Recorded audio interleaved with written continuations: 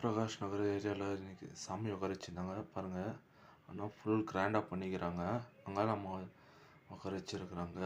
இங்கே வருஷத்துக்கு ஒரு வாட்டி நம்ம பிரகாஷ் நகர்லலாம் இது மாதிரிலாம் பண்ணுவாங்க ஏரியாலங்களாம்.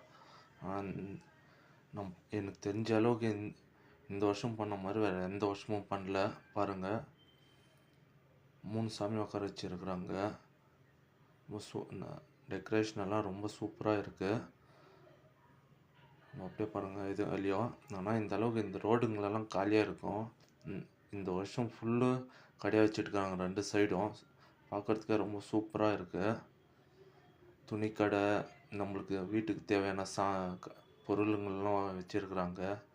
ஆனால் நம்ம இதோ பாருங்கள், மேட்டு, மொபைல் கடை இதெல்லாம் இன்னும் ஓப்பன் பண்ணல. நைட் டயத்தில் இன்னும் சூப்பராக இருக்கும்.